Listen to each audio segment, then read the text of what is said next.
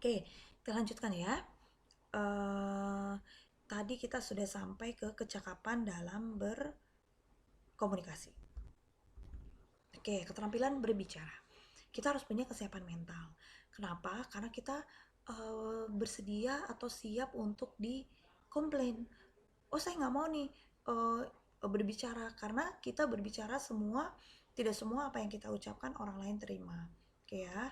Nah, sekarang ini ada beberapa prinsip teknik berbicara yang perlu diperhatikan.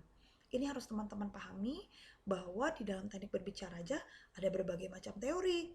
Tidak semudah untuk mengungkapkan kata-kata. Itu ya.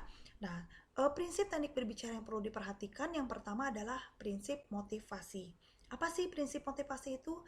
Yang pertama, prinsip motivasi adalah prinsip memberikan dorongan dan membangkitkan minat komunikan sasaran untuk mengikuti pembicaraan dengan sungguh-sungguh.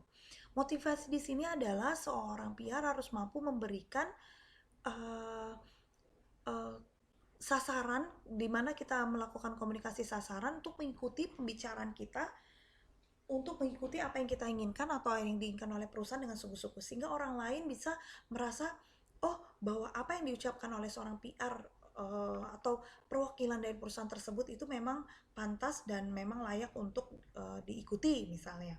Nah, prinsip motivasi di sini juga teknik berbicara, salah satu uh, kita harus teknik berbicara yang perlu diperhatikan oleh seorang PR. Yang kedua, prinsip perhatian.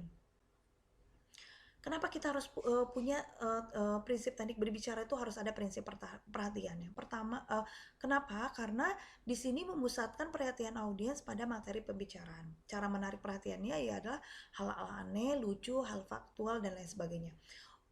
Seorang PR harus mampu untuk bisa menarik perhatian audiensnya.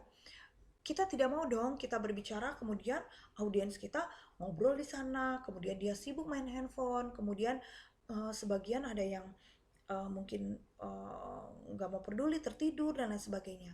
Itu tidak bisa. Kita harus punya teknik menarik perhatian orang lain untuk uh, bisa mengikuti apa yang kita inginkan. Contohnya misalnya seorang dosen memberikan sebuah materi kepada mahasiswanya, kalau mahasiswa yang rajin nih, mahasiswa yang memang niat untuk berkuliah, saya memang datang ke kampus untuk berkuliah, dia akan bersungguh-sungguh untuk mendengarkan apa yang diinginkan dosen. Tapi dosen di sini juga harus mampu untuk menarik perhatian mahasiswanya, agar mahasiswanya juga mau mendengar dan memahami materi yang disampaikan oleh dosen. Jadi kemampuan atau teknik seorang PR di sini sangat dibutuhkan. Bagaimana seorang PR harus mampu menarik perhatian. Menarik perhatian itu bisa dalam bentuk gestur tubuh kita. Gestur tubuh di sini adalah maksudnya berpenampilan yang baik, mengenakan pakaian yang sopan, yang bersih, yang pantas. Ada orang pakai bajunya bersih, tapi dia nggak matching. Atasnya biru, bawahnya hijau, nggak nyambung. Itu yang bikin jadi pusat perhatian, bukannya untuk menarik perhatian, tapi menjadi pusat perhatian karena sesuatu hal yang negatif.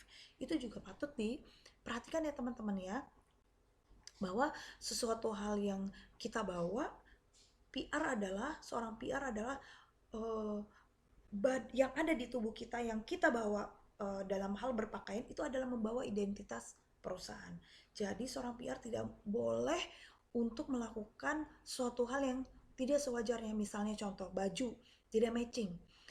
Seperti yang tadi saya jelaskan, atasnya biru, roknya hijau, kemudian sepatunya merah, kemudian berwarna-warni. Itu bukannya untuk menarik perhatian, tapi justru jadi pusat perhatian. Itu yang perlu dihindari. Suatu hal yang terlihat sepele tapi justru itu sangat krusial ya teman-teman ya.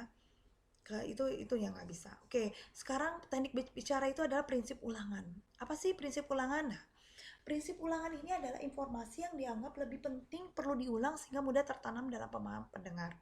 Kenapa kita perlu mengulang-ulang lagi kata-kata yang sudah kita ucapkan? Karena dengan kita mengulang lagi apa yang sudah disampaikan, sehingga membuat orang yang tadinya sempat nggak ngeh dengan apa yang kita sampaikan, itu mereka menjadi ngeh karena kita menyampaikan dengan beberapa kali. Biasanya hal yang diulang-ulang itu hanyalah statement-statement penting saja. Untuk hal yang tidak penting tidak mungkin terulang-ulang.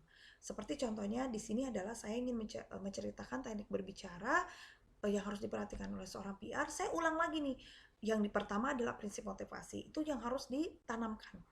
Kemudian prinsip perhatian, dan sekarang adalah prinsip ulangan.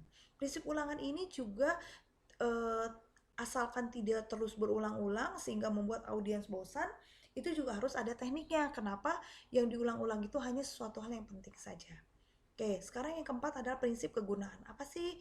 Nah, prinsip kegunaan di sini adalah pesan atau materi yang dibicarakan hanyalah hal yang berguna bagi pendengar. Informasi yang dirasa besar manfaatnya akan tetap diingat oleh pendengar. Oke, seorang PR harus mampu memberikan statement yang penting di dalam menyampaikan komunikasi, hal yang berguna disampaikan oleh komunikasi, sehingga apa yang disampaikan oleh seorang PR kepada audiens itu benar-benar dihayati dan dimengerti. Jadi seorang PR harus mampu untuk mengolah, memilah, memilih kata-kata yang tepat dalam menggunakan bahasa kita kepada orang lain. Menyampaikan pesan apa yang disampaikan kepada orang lain harus sesuai dengan norma dan etika. Kenapa? Karena dengan kita menggunakan kata kalimat bahasa yang baik, itu akan membuat orang lain akan mudah mengingat suatu hal yang berguna bagi mereka, akan mudah teringat dan akan tertanam di diri mereka, sehingga mereka akan mengikuti dengan sesuai dengan apa yang kita inginkan. Dan yang terakhir adalah prinsip efisiensi. Efisiensi di sini adalah pembicaraan hanya menyangkut substansi yang penting, terutama apabila pembicaraan dilakukan dengan perantara media. Oke, prinsip efisiensi ini juga adalah penghematan dari segala suatu hal. Contohnya, untuk menghemat biaya, mengefisiensikan waktu, kita bisa bikin konferensi pers atau bikin dari press release. Press release ini seorang PR tuh gampang. Membuat press release tentang produk launching terbaru, kemudian berikan kepada media, biarkan media yang melakukan itu, teman-teman. Jadi itu adalah fungsi efisiensi di sini. Seorang PR harus mampu mengolah bagaimana suatu hal yang dengan budget sedikit menghasilkan sesuatu yang besar. Makanya kita lakukan adalah press release. Nanti di semester ganjil, teman-teman nanti di semester 3 atau 5 teman-teman akan diajarkan oleh press release. Di press release ini adalah membuat kata-kata yang penting sesuai dengan 5W1H, diucapkan dan diinformasikan kepada publik dan media sebagai bantuannya untuk menginformasikan apa yang diinginkan oleh perusahaan. Jadi press release ini sangat membantu. Efisiensinya di sini juga sangat jauh sekali dibanding kita yang capek-capek untuk menginformasikan dari satu perusahaan ke perusahaan lain. Misalnya kita mau launching produk nih, kayak kita door to door, itu akan sangat capek. Kenapa nggak kita bikin satu press release, kita kemukakan, kita bikin iklan, kita informasikan di press release di pertama, kemudian kita undang media, media kemudian yang menyebarkan semua produk-produk yang kita inginkan. Itu sangat membantu sekali untuk menaikkan citra perusahaan kita. Mereka juga terbantu untuk menginformasikan produk terbaru kita, dan audiens juga akan merasa tertolong bahwa dengan produk yang memang diinformasikan, dilaunchingkan memang betul-betul bermanfaat bagi kehidupan umat manusia. Seperti itu ya. Jadi keterampilan tadi berbicara itu tidak semena-mena hanya mengucapkan kata saya berbicara kepada Anda, kemudian Anda cukup mengerti. Oh, enggak seperti itu. Seorang PR harus mampu bagaimana berkomunikasi yang baik itu adalah suatu hal yang menentukan diri kita, menentukan kredibilitas kita, menentukan jati diri kita, bahwa kita ini orang yang berpendidikan atau tidak. Oke, seperti itu ya teman-teman. Oke, untuk kecakapan bertanya kita lanjutkan di video berikutnya. Kita cukupkan sampai di sini.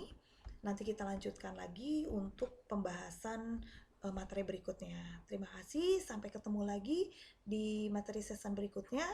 Wassalamualaikum warahmatullahi wabarakatuh.